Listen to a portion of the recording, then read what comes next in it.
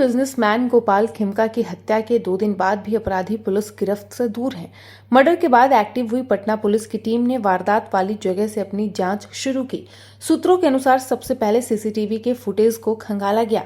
उसमें अपराधी अपनी गाड़ी से फ्रेजर रोड की तरफ जाते हुए दिखा।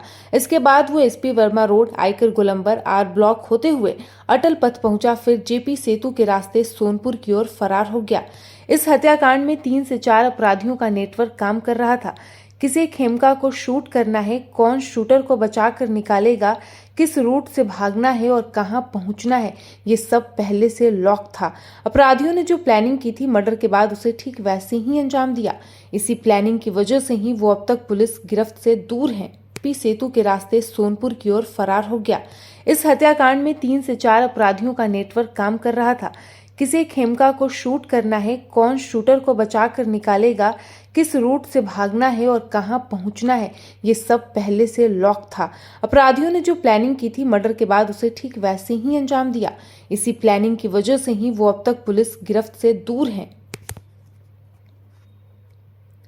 जो फुटेज सामने आया था उसमें एक अपराधी कार में बैठे गोपाल खेमका के पास जाते दिखता है। वो गोली मारने के बाद अकेले ही भागते दिखा। हालांकि सूत्रों की माने तो गोपाल खेमका के बांकीपुर क्लब से निकलने से लेकर उनके घर के बाहर पहुंचने तक में 3 से 4 अपराधी उन पर नजर रख रहे थे, जो अलग अलग लोकेशन से अपने साथी को सूचना दे रहे थे।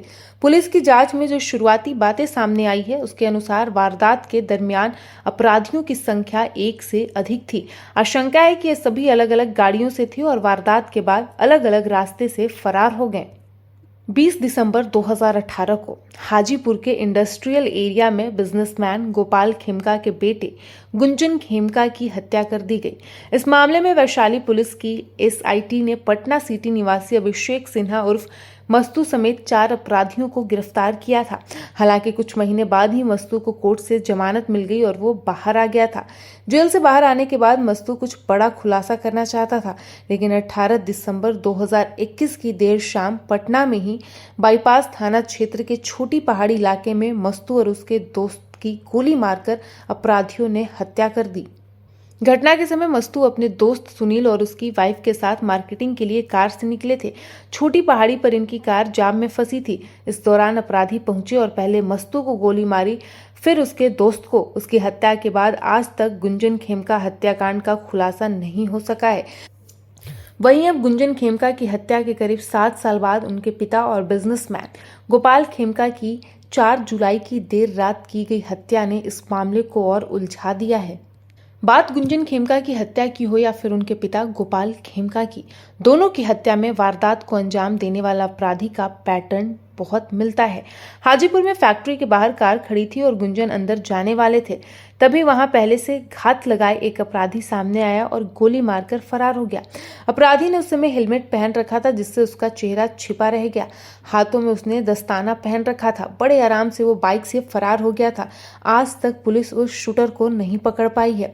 इसी तरह गोपाल खेमका घर के बाहर गेट पर पहुंचे तो हेलमेट पहना शूटर उनके कार के पास आता है और सिर में गोली मारकर फरार हो जाता है। वहीं इस पूरे मामले पर डीजीपी विनय कुमार ने भी कहा है कि हाजीपुर पुलिस टीम गुंजन खेमका की हत्या से जोड़कर इस मामले की जांच कर रही है।